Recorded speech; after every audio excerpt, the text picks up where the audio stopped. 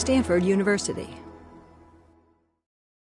I'm not going to tell you much about tonight's speaker because I think, first of all, many of you are familiar with her work.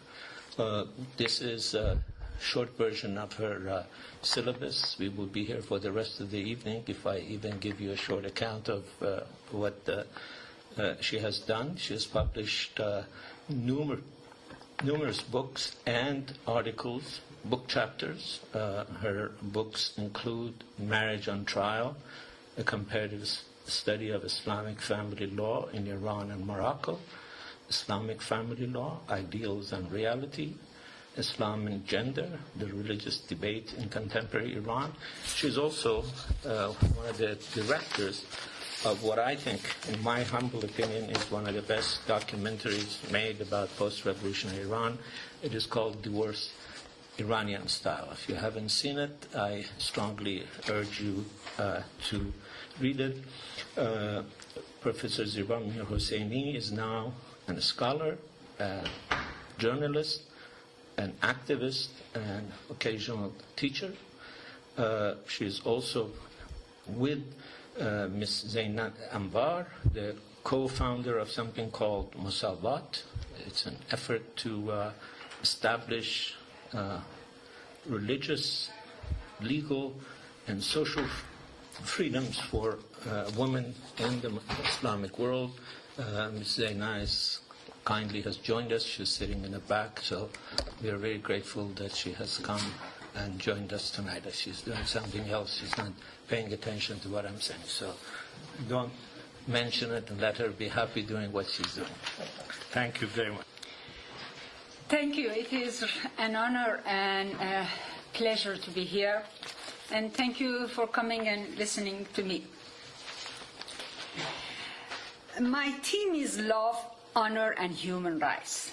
And to set the scene, let me begin with a short poem, followed by a statement. The title of the poem is In This Dead End. I read the English translation of it. They smell your mouth to find out if you have told someone, I love you. They smell your heart. Such a strange time it is, my dear. And they punish love at thoroughfares by flogging. We must hide our love in dark closets. In this crooked dead end of a bitter cold, they keep their fire alive by burning our songs and poems. Do not place your life in peril by your thoughts.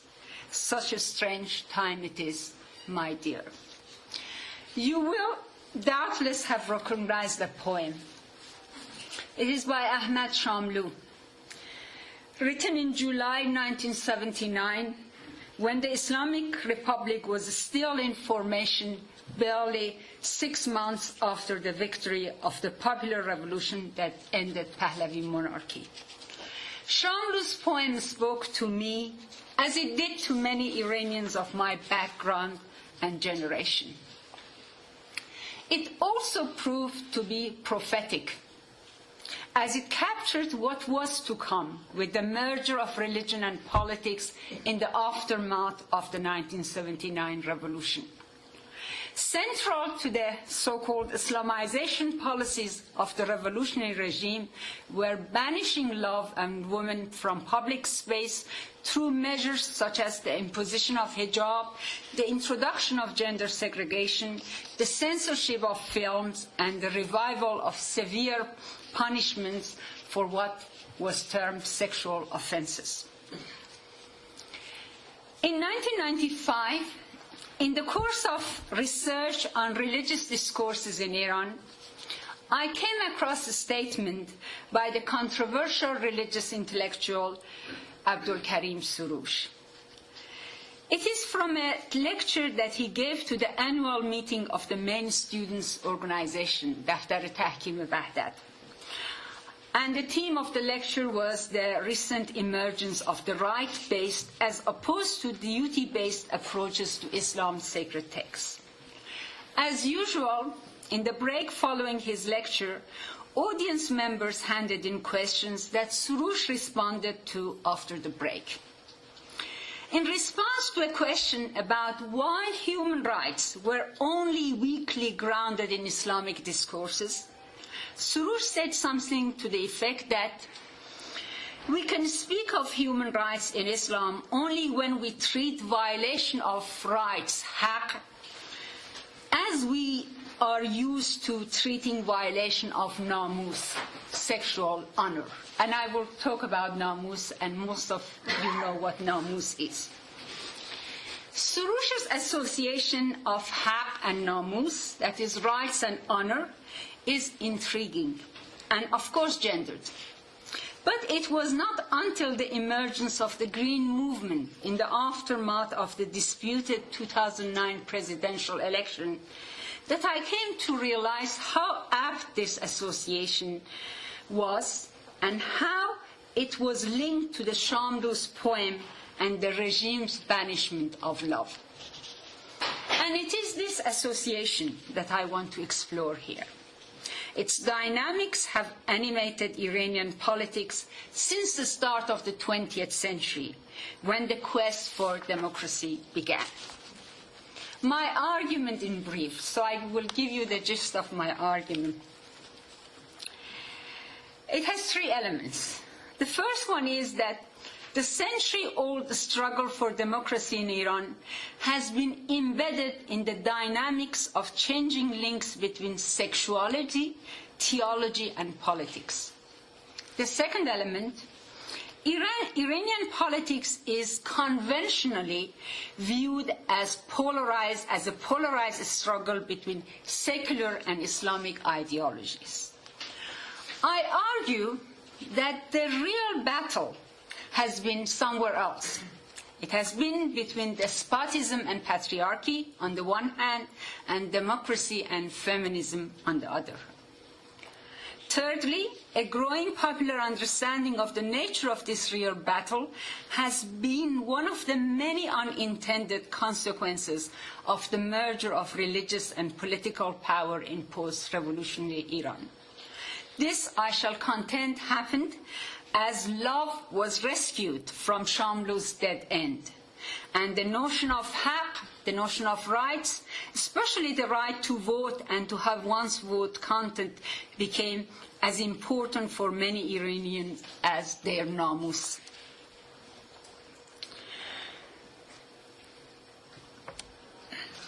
By 2009, the violation of this right in the presidential election created such fury, such a gut reaction, that huge crowds came out on the streets of the cities, with women at the forefront of the demonstrations, in open defiance of regime's rule of public gender segregation. Popular anger was at first focused on a single slogan, "Where is my vote?" But as the protests developed and then were brutally suppressed, a shift occurred in which the links between love, rights, and sexual honor have been increasingly played upon, both in the regime's repressive action and in the Green Movement's responses. Let me remind ourselves briefly of the political developments that led to the emergence of the Green Movement. During the 20th century, Iran experienced two popular revolutions. In both, the main demands were independence, democracy, and the rule of law. But both led to the modernizing dictatorships. The first secular, the second religious. The constitutional revolution, which unfolded between 1901 and 1911, put an end to absolute monarchy and established a parliament and an independent judiciary. But democratic change was frustrated by the rise in the 1920s of the secularizing and modernizing but despotic Pahlavi regime. The second revolution, which brewed in the 1970s, saw the replacement of the Pahlavis by what became a new despotism, but this time a religious one. In the new Islamic Republic merged religious and political powers and endeavored to Islamicize law and society, with aim of undoing 50 years of Pahlavi secularization. Yet today, Iranian society is arguably much more secular and modern than it was before the revolution. And Islamic ideology has lost much of its political luster and popular support. More than half of the 75 million population live in cities.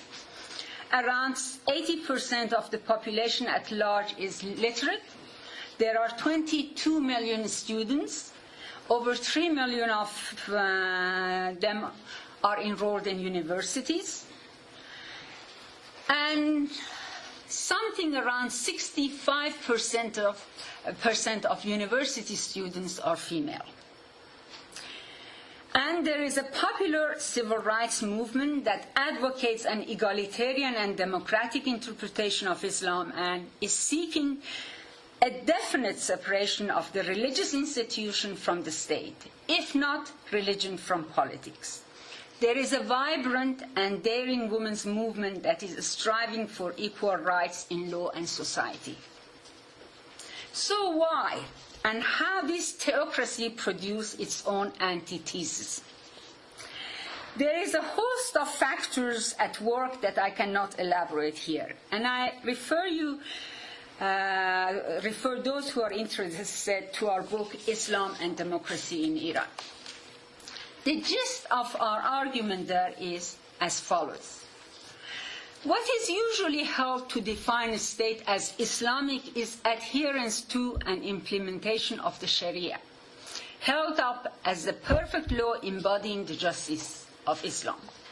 But the very quest for an Islamic state in modern times is a paradoxical project, in the sense that once the Sharia becomes the ideology of the state and is enforced through the modern apparatus of the state, then a process is set into the motion that desanctifies and secularizes the notion of law in Islam. The transformation of the Sharia from an ideal into an ideology not only makes it a site of political contestation, but also opens its mandates to scrutiny and public debate. In the end, the very slogan of the return to Sharia, from which Islamists draw legitimacy when in opposition, becomes their Achilles heel when they are in power. From its inception, the Islamic Republic had to confront two of the late 20th century demands. That is the demand for democracy and the demand for gender equality. These two demands and challenges encapsulates the essence of the tension inherent in any modern state and became a powerful catalyst by transforming the Islamic Republic from within. By 2009, this transformation was beginning to undo the uneasy marriage between theocracy and democracy. Let me elaborate a bit.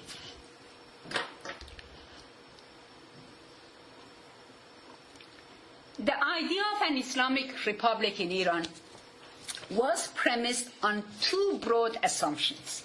First, what makes a state Islamic is the adherence and implementation of the Sharia. Secondly, given the free choice in elections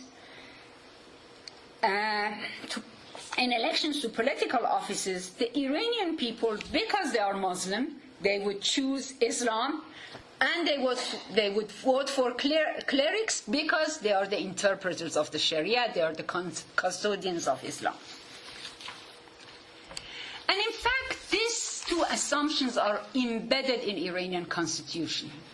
You know, we have elements of the system which clearly recognizes people's will and those who govern and the right to govern them. And we have like the institutions of the parliament and presidency.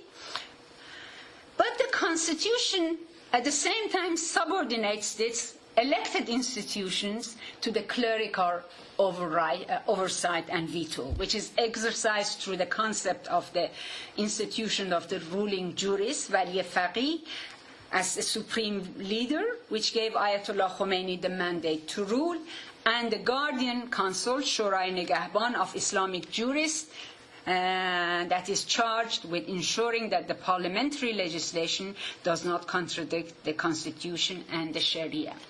This chart I have taken from BBC website, and it is a chart really shows the relationship between the elected and appointed institution. In practice, as the revolutionary fervor subsided, cracks in the system started to appear. Either the notion of Islamic, which was now identified with the theocratic institutions, must adapt to the political exigencies of a modern democracy, or the people's choice must be restricted or bypassed, which meant betraying the revolution's ideals and losing the popular support from which the new regime drew legitimacy. The story of Islamic Republic has been the story of how the rulers have managed this basic problem of legitimacy. And their success or failure has been measured in regular elections. Simply put, it is the story of the unfolding of the structural tension between the elected and unelected institutions. Since its birth in 1979, the Islamic Republic has held an election almost every other year. Elections have played a central role in the dialogue between the theocratic and republican forces, as well as in the dialogue between the regime and civil society. By the early 1990s, this dialogue has fostered the emergence of reformist forces seeking to democratize and liberalize the regime from within. Electoral campaigns were those rare moments when the regime's tolerance level rose and contentious issues could be raised without fear of repression. The outcome of two elections took Iranians and outsiders by surprise. The first was the May 1997 presidential election that brought the reformist and moderate cleric Mohammad Khatami into office, but not into power. The second surprise was Mahmoud Ahmadinejad's election as president in June 2005. And that happened after the reformists' inability to deliver on their election promises, which led to voter apathy and a boycott by the main actors in the civil society. Among the latter were sections of reformists, women rights activists, and students' groups who were arguing for a referendum to change the constitution. Few of them anticipated the result of the first round of the presidential election. There were 7 candidates. Only 2 represented the reformist camp. No clear winner emerged, and this was the first and only election to go to a second round. The 2 candidates who survived to compete in the second round were Ali Akbar Hashemi Rafsanjani, the old clerical autocrat and a former president, and unknown hardliner Mahmoud Ahmadinejad. Some of the civil society activists joined a spontaneous campaign in support of Rafsanjani, but it was too late. Whether or not there was behind-the-scene manipulation of the ballot, as seems likely, in the hindsight, Ahmadinejad's popular appeal, with his promises to introduce social justice, combat corruption, and dole out oil money to the people, made the result inevitable. The choice between Ahmadinejad and Rafsanjani was clear-cut. Besides, and I think this is also important, the theocratic and illiberal forces that were promoting Ahmadinejad had the balance already tipped in their favor by external politics.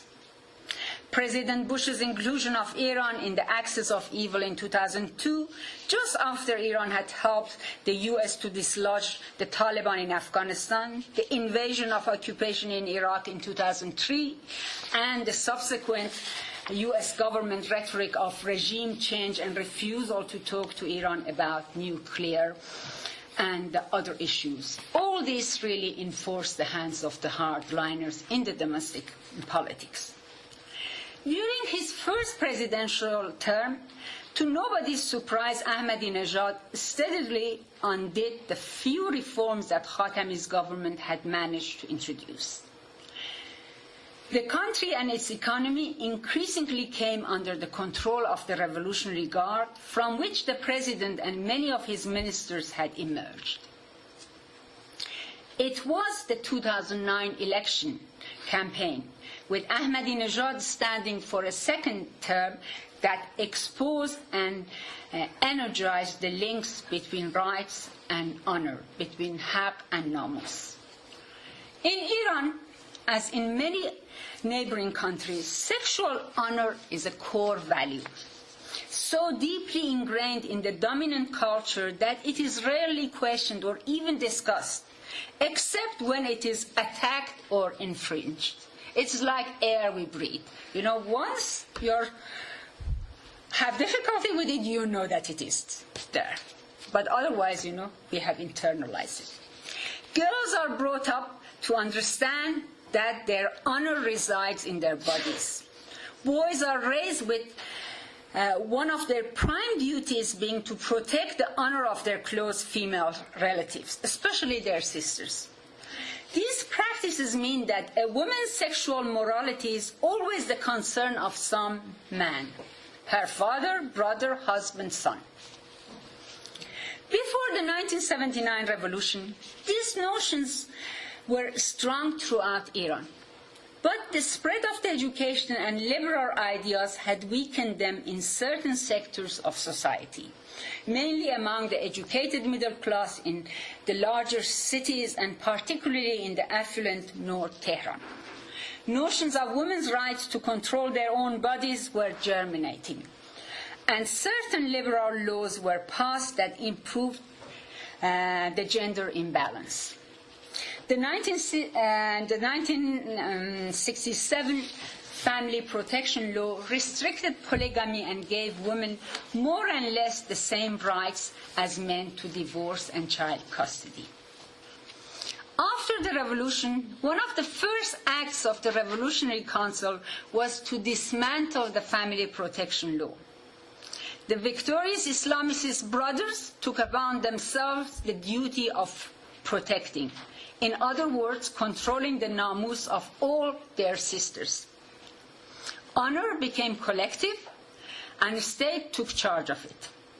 The authority of the regime, in fact, came to hinge on its success in policing sexual morality. Women's rights were only those granted them by the ruling Muslim jurists, by fuqaha, and relations between the sexes in private as well as in public were strictly confined to the red lines set by old jurisprudential texts. An official gender policy and culture were instituted, epitomized by compulsory head covering for women and promoted by what the authorities called the culture of hijab, which was more than covering. It was really a code of life.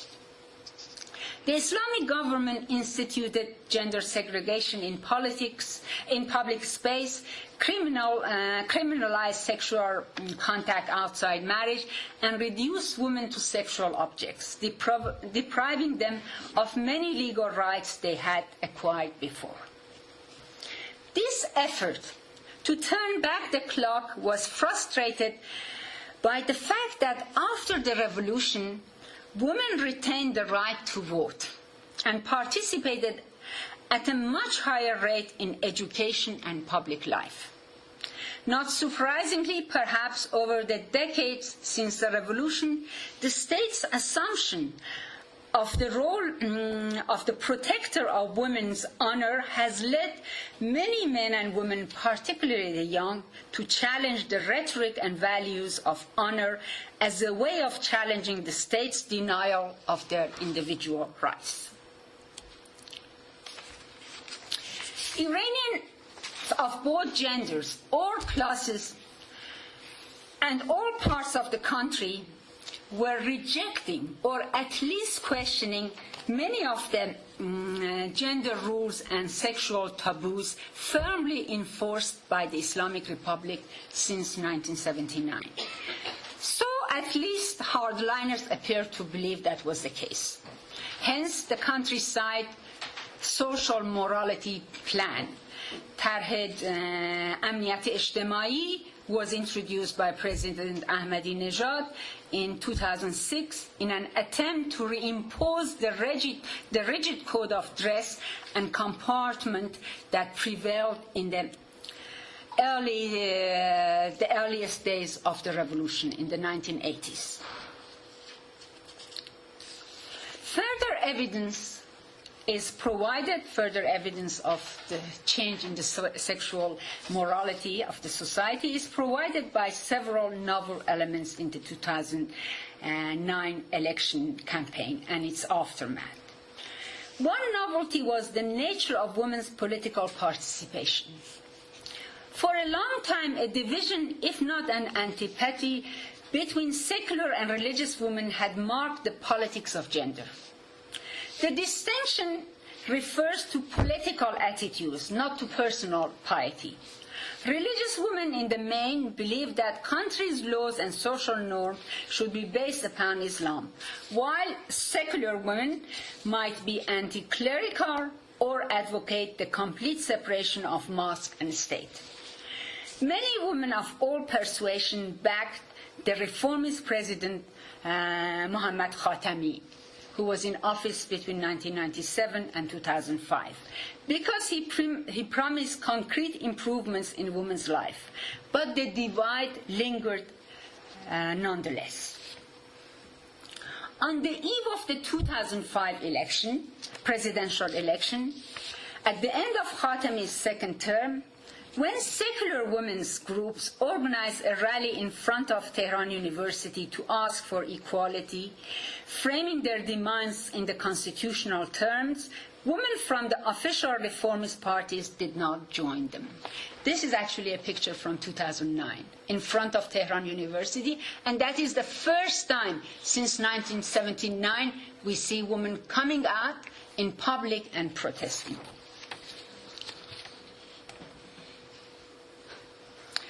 They did not want, the women from the reformist parties did not join. They did not want to break all ties with the establishment and to be seen as siding with newly vocal secular feminists, who for their part were keen to keep their distance from religious reformists. But 4 years later, in April 2009, 42 women's group and 700 individuals, including both secular feminists and religious women from the reformist parties, came together to form Women's Convergence, همگرایی زنان. Without supporting any individual candidate, the coalition posed pointed questions to the field. They raised two specific demands.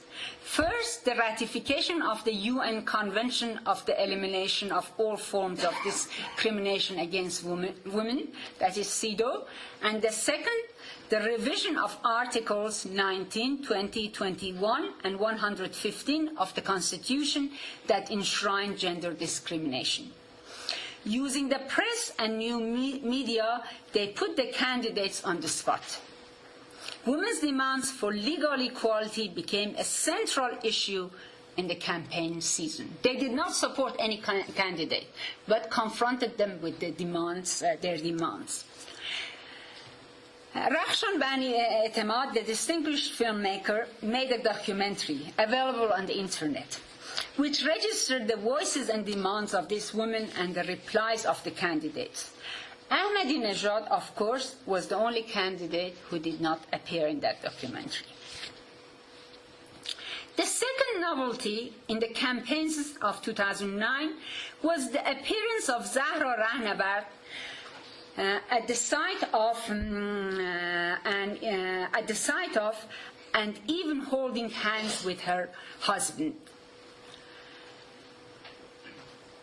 Her husband, the candidate Mir-Hosseini Mousavi. I forgot to show this. Yes, these are some of the pictures from the 2009 campaign. Though many women politicians have served in the Islamic Republic's legislature, they had been absent from the high-level politics, and the 2009 campaign was the first time that a woman appeared as an equal partner and intellectual match for her man. Rahnavard, in fact, was the more charismatic and articulate of the couple. Her open support for women's rights and human rights changed the tone of the campaign. She was also blunt in many of her remarks, which inspired the youth of the country. For instance, in Mousavi's second campaign film, Rahnavard is shown in a conversation with the renowned actress Fatemeh Motamed Arya. At one point, she complains that in Iran today, woman does not even own her own body. If you go to the hospital for an operation, you need the permission of a man. The third novelty was the election aftermath. The availability on the internet of letters of male political prisoners, key reformist figures, and people active in Mousavi's campaign from their wives. What makes these often very affecting letters especially significant is that many of the writers are women from religious background who have no qualms about speaking of their physical longing for their men, and question the very justice of the system that has imprisoned them. You know, many of these women probably never in front of their children told their husband, "I love you," but now they're openly saying it in this letter, which is available on internet.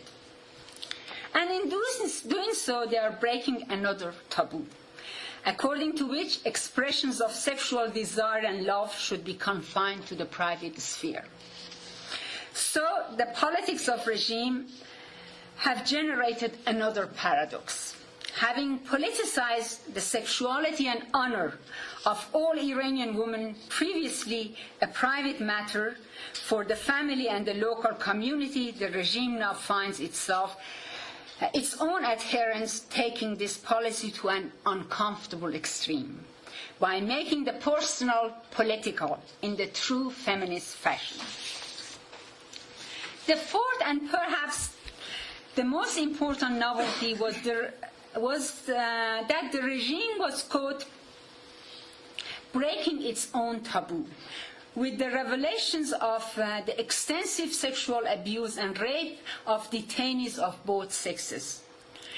Those who demanded political rights, the government seemed to be saying, have no sexual honor. The imagination of the world was caught by the on-camera death of Neda Agha Sultan, the 26 years old philosophy student shot during the protest on 20 June 2009. But in my view, a more significant martyr was Taraneh Mousavi, a young girl who was detained, reportedly raped, murdered, and her body burned and thrown out in deserts. These atrocities and the allegations of more horrified the public and many leading clerics. The role played by defeated reformist candidate Mehdi Karoubi in the disclosure of these sexual abuses, his support of the victims, and the authorities' refusal to allow proper investigation added further to the rumors and led gradually to other victims breaking their silence. One of the Karoubi's witnesses, a male rape victim, refers to his decision to disclose what happened to him as committing social suicide, which speaks of the power of the taboo. But then, once a taboo is broken, it loses its power. In December 2009, Britain's Channel 4 TV broadcast an interview with the refugee member of the Basij, the paramilitary force charged with carrying out the arbitrary detention and abuse of protesters. He movingly details his horror at what occurred. He says, I quote, "I have lost my words," while choking and holding back tears. He says, "I have lost my religion." The clip rapidly spread through Iranian cyberspace. These revelations discredited the culture of hijab that the regime had advocated for 30 years in the name of Islam and of protecting women and keeping society safe. To those who demand political rights, the Islamic Republic was saying, you have no namus. There is your right, your sexual honor cannot be protected. Or choose between the right to vote or sexual protection, the dichotomy between haq and rights. Interestingly, Mohsen Rezai, former head of the Revolutionary Guard and a candidate in the 2009 election, said during the campaign that he would defend people's vote like his namus, because there were so many rumors that their votes are not going to be honored. This slogan came to haunt him after the election. His website, Tabnak, was full of comments by those who called him Binamus. When he failed to join Mousavi and Karoubi in denouncing the results. The fate of Majid Tawakkoli, the student leader, is even more telling of the radical shift in Iranian political culture and gender politics.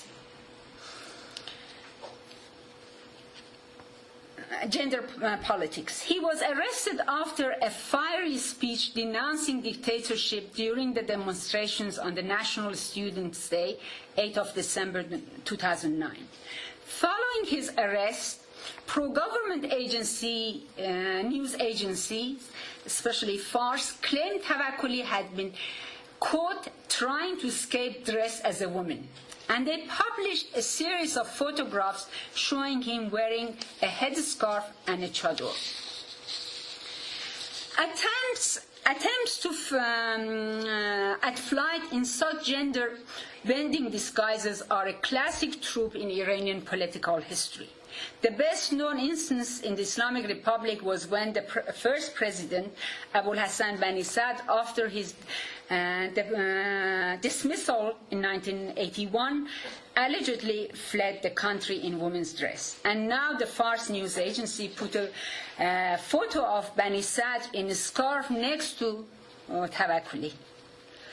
But pro-government media outlets chose to ignore the fact that in pre-revolutionary Iran, the clerics, such as Ayatollah Bayat, are said to have evaded the Shah's authorities by concealing themselves beneath chador. To be nubbed in this act is portrayed by the state as doubly shameful. A prisoner so afraid of punishment that he literally denies his manhood. In this case, the shame was pictured not only draped over Tawakkoli's head and shoulders, but also etched on his face, unshaven, his eyes downcast. The exposure of Majid Tawakkoli's cowardice was intended to humiliate a hero of the student movement, but it backfired. When an Iranian photographer invited men to post pictures of themselves wearing hijab on Facebook, men responded en masse, inside and outside Iran, saying we are all Majid. The campaign in support of Tawakkoli's Tawakkoli became an occasion for both solidarity and a spirited debate among different elements in the Iranian opposition, as well as for condemnation of the state-imposed hijab and gender discrimination, and a celebration of women's equality and their involvement in the Green Movement. Majid Tawakkoli was multiplied, the poster says, not humiliated. The students issued a statement referring to Tawakkoli as the honor of students' movement, though the word honor here is iftikhar, not namus, which is neither gendered or sexual. They stress that what matters is resistance to injustice and the struggle for freedom in Iran, a struggle that will undoubtedly continue whether in male or female clothing. The Green Movement moves beyond the stage of "Where is my vote?" to tackle a range of issues that animate the population, not just the restive middle-class urban youth, but many strata of society. The government, supported by the Supreme Leader Khamenei, continued with a massive and brutal crackdown. Almost all reformist personalities, women and human rights activists were either imprisoned or forced to leave the country or were silenced in some other way. In December 2009, after the suppression of Ashura commemoration that coincided with the 7th-day memorial of Ayatollah Montazeri, supporters of the Green Movement were forced to withdraw from the streets, and they were inactive in public throughout 2010. But they came back on 14 February 2011, following the call by Mousavi and Karoubi for a show of solidarity with the democracy movements in Tunisia and Egypt. The Green Movement was then again forced out of public space, but its advocates remain active inside cyberspace and outside Iran. Let me conclude with 3 observations. First, 3 decades of intense contestation between the theocratic and republican components of the state demystified power games that are conducted in a religious language and the instrumental use of religion to justify autocratic rule. It is this demystification that gave birth to the Green Movement in 2009. Whose advocates are slowly but surely breaking dichotomies such as secular versus religion or Islam versus human rights that infested Iranian politics in the course of 20th century. In doing so, they are pointing us to the main site of battle, which is that between despotism and patriarchy on the one hand and democracy and gender equality on the other. Secondly, the massive increase in literacy and education, as well as the availability of the new media, as elsewhere in the world, has opened the eyes of the people. If the 1979 revolution was the caste revolution, new media came of age in Iran in 2009 election campaigns and aftermath.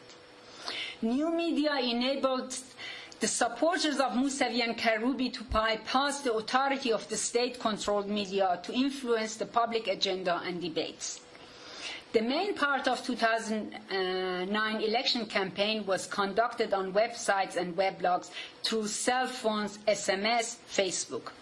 The new media have created a momentum that is undermining the channels and structures on which the unelected theocratic forces have so far relied.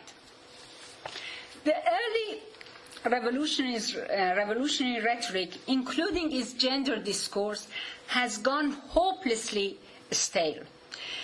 It may have worked well enough in the 1980s to justify the control of women and despotism in the name of so-called Islamic values, but it no longer has popular credibility. The more the regime deploys the same old tricks, the less remains of its legitimacy. The culture of hijab and the regime's ability to manipulate the discourse of sexual honor have passed their sell-by dates, and the culture of rights has taken over the popular imagination.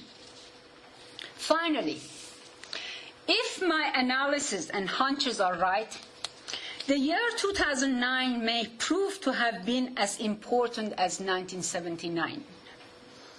But unlike the 1979, the spirit of green movement, if we can talk of one, is feminine and feminist.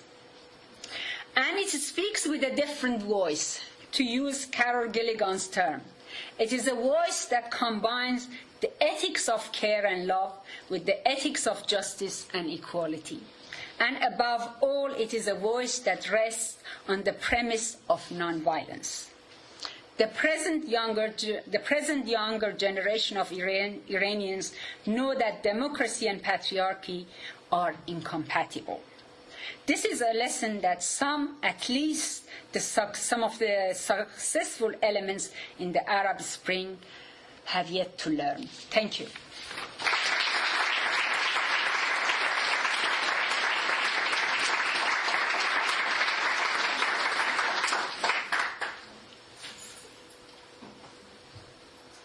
I came in a bit late. I'm not sure if you covered and talked a bit about the practice of sireh. Specifically, if you can talk about it a little bit, about its current practice and how it has evolved, but more specifically, is it something within the Shia Sharia law within Iran, or is it something explicitly sanctioned within the Muslim religion altogether? And more importantly, how does the clerics in Iran, in the context and background of how you said that anything out of wedlock is a big no-no and is sin, how do they reconcile the idea of sirah then in Iran? Sirah, which is a temporary marriage, is a marriage can last from few hours to 99 years. And it is a form of marriage that exists in Shia law. It was a form of marriage that existed in pre-Islamic time and also at the time of the Prophet, but it was banned and disallowed by the second caliph. And at the moment, it only exists in Shia jurisprudence and has become a matter of polemics between Shia and jurists. So in Sunni jurisprudence, in Sunni law, marriage is only permanent marriage, whereas in Shia jurisprudence, in Shia fiqh, we have two marriages, permanent marriage and temporary marriage. And sociologically speaking, it was a form of marriage that existed in Iran, and sometimes it was a form of institutionalized prostitution. And also it was a form of a marriage between a man of a higher status with a woman of a lower status. For instance, a landlord with a peasant woman, or which legitimized sexual relations. And in modern Iran during the Pahlavis era, this marriage, there was total silence in law about this form of marriage. And its registration was not allowed because only permanent marriage could be registered. And somehow it was fading away in Iranian society, but it was there as well. And it was a marriage that happened in pilgrimage cities. After the revolution, Islamic Republic came with this idea that any kind of sexual or even non-sexual contact between men and women is forbidden. And therefore they created a problem. And one answer to this problem was promoting sireh. Because, once it becomes difficult for men and women and boys and girls to interact, and if they interact, they have to come under this jurisprudential definition. So they started to revive sireh, which the first main speech was in 1990 by Hashemi Rafsanjani, by saying, the usual thing that Islam has the solution for everything, and now, if men and women want to interact, boys and girls, there is nothing wrong to have sireh. But women's movement, and especially religious movement, really opposed that. Because sireh is the license to unlimited polygamy. Because, once you can have as many sireh women that you have. But society also, I think, has changed. Because many women came to adopt Sire from upper classes, from middle classes, because they wanted to have a boyfriend. And, if they were seen or caught, it would have been completely illegal and would be the crime of zina. Therefore, they did Sire, or they pretended that they did Sire. And gradually, it changed the meaning of it. And there are really many arguments. For instance, there has been a difference of view between me and Shahla Haeri, because Shahla Haeri is a scholar who has worked on Sira. And she says that Sira is an arena that women can exercise their sexuality. Whereas I think that it is an arena that if women exercise their sexuality is according to the men's rule. And it is, in fact, not a choice that women make. It is out of the necessity. And when I was doing field work in courts in 1980s, there were very many cases that women had contracted a sira marriage, a temporary marriage with a man, in the hope that they will transform it into permanent marriage. It's like a commitment. Men usually do not want to have commitment, and women want commitment, and therefore, sira was one tool of it. So it is debated. It is a form of marriage that is recognized by Shia law, and its meaning is changing and evolving constantly in Iran. And the latest controversy about Sira is that in 2007, the government, Ahmadinejad's government, introduced a bill called Qanun Himayat az Khanewade, the law of protection of the family, that women's rights activists call it now anti-family law. And there have been two articles that were very controversial. 3 articles. One is to put a ceiling on the amount of mehriya or marriage gift. Another one was to legalize and to create a mechanism for registration of sira. And it has gone through many debates, and now finally is that if there is a child out of sira marriage, then the woman has the right to register the sira marriage. But otherwise, it is like a permanent marriage. No more comments or questions? Well, I don't know too much about Iran, but from your presentation, it seems to reflect the revolution, and there's certainly a desire for more liberalization, but it seems as if it's gone to a standstill. What do you think is the next step, or the next direction that this is going to take? $1 million question. I think the next step, as I tried I hope that, the main narrative in my lecture was that things have become clear-cut in Iran and transparent. And in fact, the political culture, not the political structure, has changed. The political culture has become democratized. And women and one very important measure of democratization is involvement of women in politics and also demand for equality. And Islamic Republic, from the very moment it was born, it was a very troubled marriage between democracy and theocracy, which was defined as the struggle between the Republican side and the Islamic side, Islamic Republic. This tension unfolded and had different manifestation in the past 30 years ago. At one stage in 1997, it went towards the opening when Khatami came and reformists came. But with coming of the Ahmadinejad and 2005, it went towards closure. And then the tension again manifested itself in 2009 elections. But then what happened in the 2009 election is that Islamic Republic is dead, because it is neither Islamic nor Republic. And that is what, one of the grand Ayatollahs, who was the main brain or theorician for this idea of the rule of juries, said. In 2009, after the election, he said, this is not Islamic Republic. This is neither Islamic nor Republic. So, and if it survives, it goes into a kind of religious dictatorship, which would be very difficult to sustain, because any government, whatever, needs legitimacy, and it has lost its legitimacy. Or it would come into an opening, and it's not viable. But what will happen depends a lot on the global politics and on the internal forces as well. Yes, please, and then you.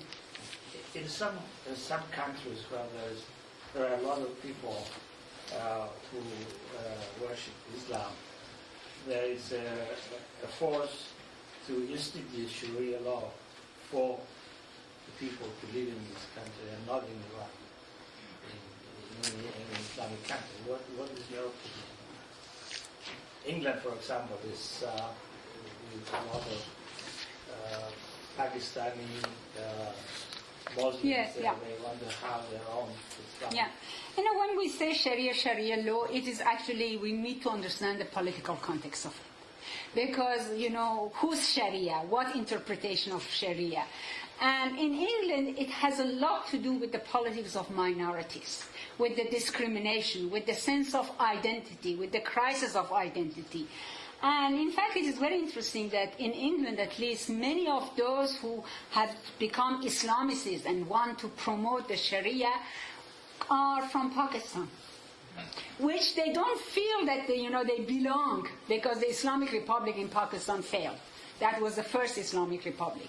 And also they feel a lot of discrimination in British society as Pakistanis, second, third generation. And when you're rejected, then you go towards ideology. And political Islam and Islamicist group and Salafis and Saudi Arabia were extremely successful in really promoting this kind of reaction to Islam. So it is, I think, it is politics, it is an industry. But if you ask my own opinion, I think, it is an absolute failure. And it has happened wherever we had this Islamicists in power, like in Iran, in Sudan. They have secularized the population. And they are there by brute force. Yes, please. You and then. I have two questions. One is, you said the topic of your discussion is sort of the conjunction of sex, politics, and democracy. And for some reason you began in 1905. Why not begin with Runaway, who embodies feminism, who embodies the fight for women's rights, regardless of religion? Why? Second, you say that the discourse in democracy has infested, the discourse of secularism has infested the fight for democracy. You say the correct word is to talk about patriarchy, despotism, freedom of gender, and equality. All of these are secular concepts. There isn't a single religious concept in it. So where is the infestation? First of all, Qurrat-al-Ain, there was a lot of religion there. She was a Baha'i. And if we look at the Baha'i movement, it started as a reform movement within Shiism, okay? And it was a movement which really was for gender equality as well. And her unveiling and everything, and Qurrat-al-Ain herself was a religious scholar. She was the daughter of a religious scholar and the wife of a religious scholar. So I wouldn't say that there was not religion there.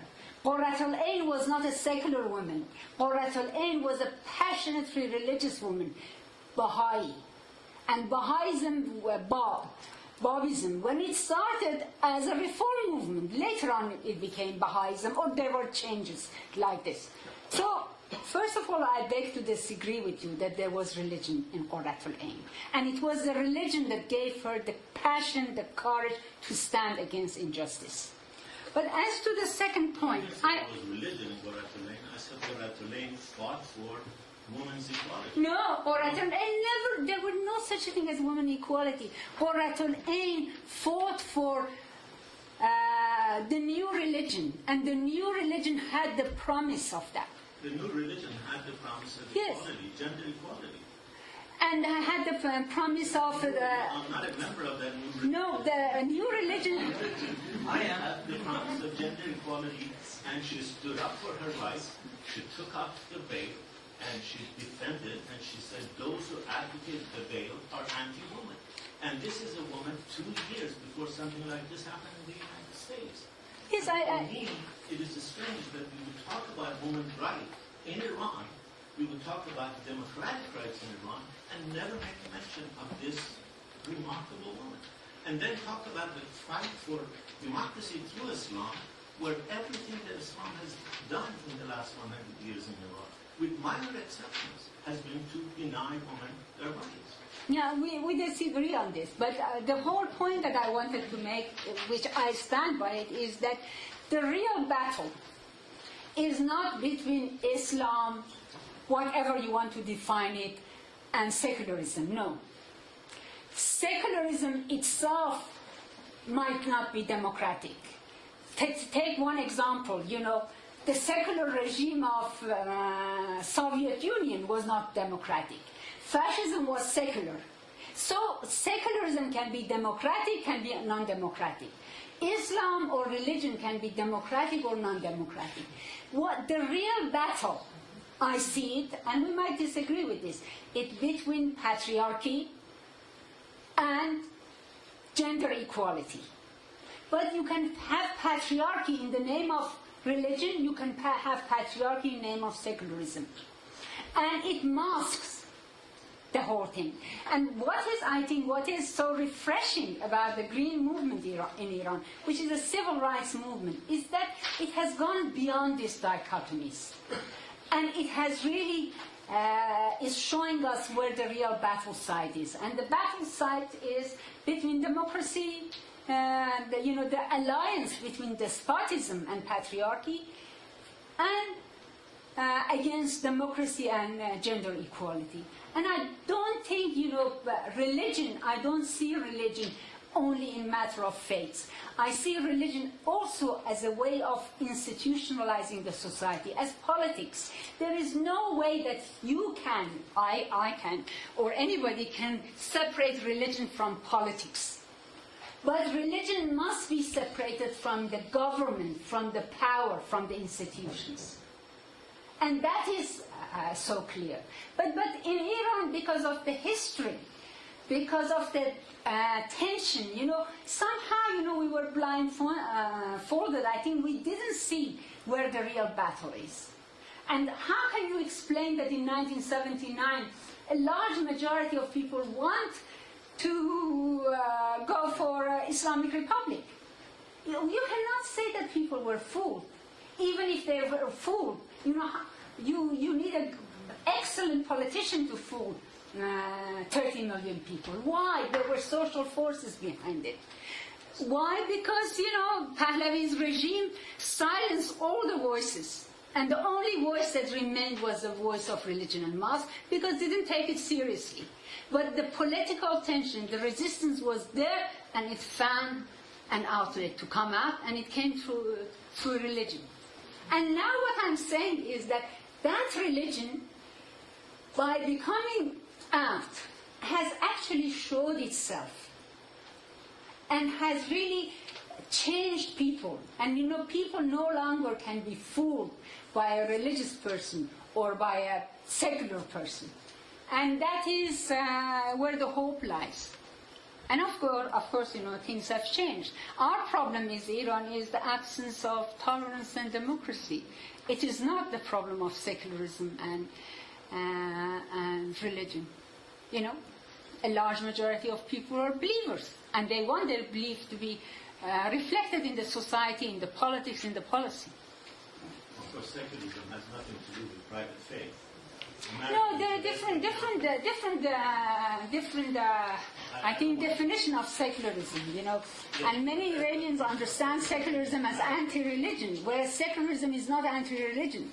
It means a space. The forces of religion who have convinced the people that to secularize a society is to make them a-religious. Not the forces, the interplay. No, the forces Yeah. that in this country as well as in Iran, the forces that have most systematically articulated that if you secularize society, you will lose your religion, are religious forces who lie to their teeth. America is the best example of a society that is secular and profoundly religious. Absolutely, absolutely. But this is something that people themselves must experience. When we look at the history or the way that democracy in England or in the West went, it was through centuries of the fight between the church and the civil society. And it was through these fights, through this struggle, that people changed. And we cannot, democracy or secularism is not something that you can inject it into people. These are the things that people and societies need to learn through experience. And there is one thing in life that you learn your lesson through pain. And for every lesson you learn, you must pay a price. Or at least our generation in Iran paid the price. Yes, please. Perhaps you saw Ahmadinejad interviewed in New York this week? No. So I in missed that. response to a question about the oppression of women in Iran, he said, of course, that his government has no authority over the judicial system. And we've heard in other lectures in this series that the judicial system and all civil institutions in Iran are in effect controlled by one man, the Ayatollah Khamenei, and his council. And so this represents to me the absolute opposite of secularism. In a country where the judiciary once was secular, there were secular laws. Now they have become dominated by a theocracy, a clergy. So if you want to educate Iranians about secularism, why present it, as Dr. Milani has said, in a way that presents a contradiction to religion? Because that's how it's established now. The judiciary is controlled by a theocracy. So how can you change that except by secularism? Okay. Something I think Dr. Milani perhaps forgot to mention when introducing me, is I am an anthropologist. I'm not a political scientist, okay? So my angle, the way that I look at things is from an anthropological. No, I just... Yeah, so I am an anthropologist. And as an anthropologist, you learn from the way that you are trained to see things through the eyes of the people. And also anthropology teaches you two things, I think. That you need to suspend judgment, okay? You might disagree entirely with the people that you are living and trying to understand and write about. You might, it goes against your own notions of justice, value, and everything. But you must suspend judgment in order to understand how they see it and why they do it. And it comes from a very deep respect that people, who they are, they have reasons for doing this thing. And if we were in their situation, we might have done. So that is one thing. And the second thing anthropology teaches you is that it actually makes it strange. In the other society, familiar, and the familiar in your own society is strange. So somehow by studying the society, you come to see the patterns. What I was trying to do in this lecture was not giving a solution, but giving an analysis.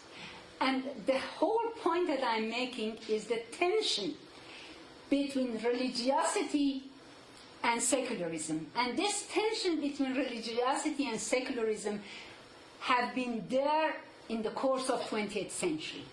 And I see modern Iran starting with constitutional revolution.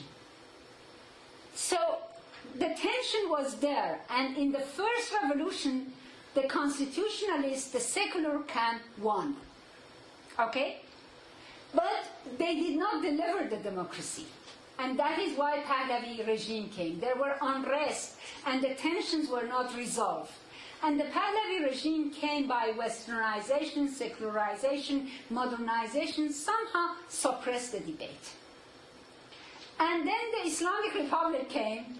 They also suppressed the debate by Islamization. And the control of the judiciary is the most important thing. The demand in 1906 constitutional revolution is Edalat Khane, the House of Justice, which was created. And in fact, it was created by Reza Shah.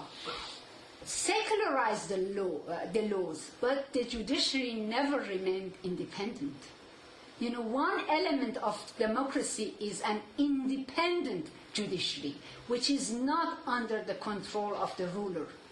So we cannot say that the laws were better during the time of the Shah, but it was not an independent judiciary. After the revolution, they became Islamicized. And now it has really lost its total independence. So it is now a theocratic state. And the point that I was making is that Islamic Republic, when the revolution happened, was unknown. It could have gone into another direction. But now it went into this direction. And after 2009, it is clear-cut. The marriage between Islam, Jumhuriyat, and Islamiyat, that is between the Republican and Islamic side, is over.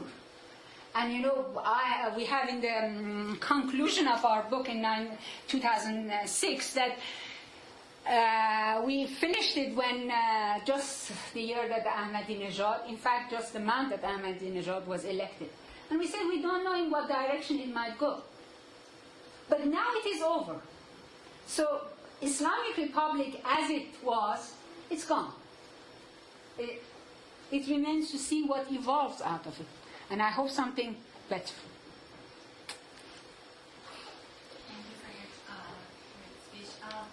Could you speak up, please? Yes, my question is about what you said, I guess 2 questions before this, about people have to experience themselves, whether they can have a secularism or not. So, as an anthropologist, you view Iranian population, especially the youth, which I think you mentioned it's over 22 million people. If they were given the choice to have a secular, whether or choosing democracy within the choice of religion, which one do you think they would choose? Yeah, in Iran now the debate is divided. I think not only the youth, you even give the religious people, many of the clerics in home.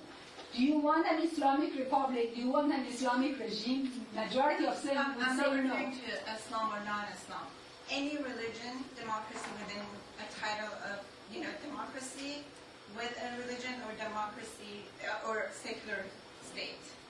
Do you think I have problem with you framing the question. Because, secular, what defines secularism is religion. Secular and religion constitute each other. It is in the politics of it. What is important when you ask people, they might not articulate it that way, but what is clear, they want democracy. And this democracy, for the time being, can be only expressed or manifested through what we know and what we define as secularism. So it's not the question that you ask. If you have a free election in Iran, tomorrow, and also you have in the 2009 showed very clear that people would go against the theocratic system because it has shown itself that it has not delivered. So people would go for that. So my point is not that, what I'm trying to say that it's the easy way to see the problem as the fight and battle between Islam and secularism. I'm saying no. It is the fight and battle between democratic forces and despotic forces. And you cannot be democratic without being egalitarian, without believing in freedom of women. That is what I am saying. And I'm saying that that was not clear-cut in the beginning of the 20th century. Reza Shah was secular, but was not for women's rights. Therefore, Khomeini was religious, but certain things that he did actually promoted women. Like, in 1967, when the Family Protection Law is passed, and before that, in 1962, when there is the White Revolution and women are granted the vote, one of the speeches that Ayatollah Khomeini makes, and one of his main reasons for being opposed to Shah, was that women should not vote. Okay? It is against women's vote. After 1979, he comes and becomes the leader of the revolution. He says, no, women have the right to vote. And the argument is that at that time, women's vote fortified a despotic regime of patriarchy. But now women's vote is fortifying the Islamic regime. So what I'm trying to say, it is religious arguments can come, but there is always something else behind it. And I'm trying to understand what is behind it. Because if you don't understand it, you can influence it. You can change it. And I'm now speaking as an activist as well. And if we are opposing Islamic Republic or religious government, we must understand why and how it came and what are the logic. And I tried in my lecture to give my own analysis.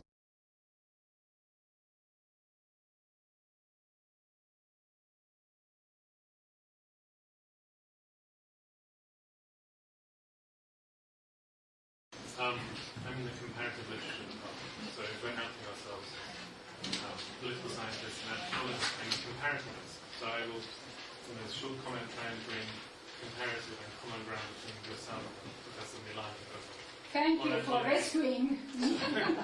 I agree with you that, and I'm sure Dr. Milani didn't mean this in the way that it may be sounded. I agree with you that Tahirih wouldn't necessarily conceptualize the idea of equality of men and women in the way that these women do in 2009. Of course, that would be an impossibility. At the same time, and I'm sure you didn't mean for it to sound like this, I'm sure you would agree that it would be incorrect to categorize someone as religious in 1848 when she unveiled, because the whole society is religious. There is no non-religious person. In the context of Iran, everyone is religious, and you are defined by your religion. There's no other definition of it.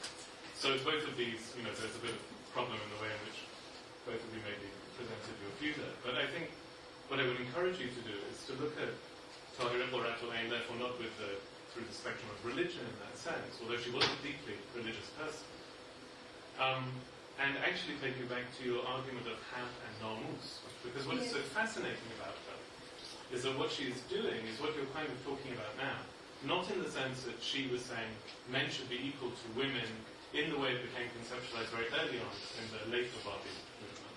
But what she is saying is women have the right to speak, and they have the right to speak in public, and they have a right alongside men. So that's very similar to your idea of haq. And the way that she demonstrated that was by violating norms. That's exactly what she did. She said, you don't give me the right to protect my own honor. I will violate it in front of you. And she unveiled, and she showed her face, which is what that meant, of course. And through that, what she actually did, if you study Babi history, is that she created a rupture with Sharia. She created a new Sharia. She was the line that divided between an older system, as she conceived it, of behaving, controlling women in particular, which she would have seen herself as a woman, if not in the same way that we conceive gender now. But she was the dividing and the breaking point between these two Sharias. So actually, she does embody. When I see a picture of those women, and the one in the middle, saying, and they want Edalatu Hubuldi, they were talking about. This is precisely what she was talking about. She just wasn't, of course, conceptualizing it in the way that we understand feminism today. So I think both of your views can actually be married to that in a sense, in that what she's talking about is exactly haq and norms. Exactly. I have the right to define my norms, and in your limited understanding of it, I will violate it in front of you, and thereby create dispute. Yes, yes. Thank you. I really think it is very insightful. I never thought about it that way, but it's exactly by violating it she demonstrated that. Thank you for drawing my attention to that. And that is what makes it so important. Pardon? Thank you very much for your wonderful talk. Thank you.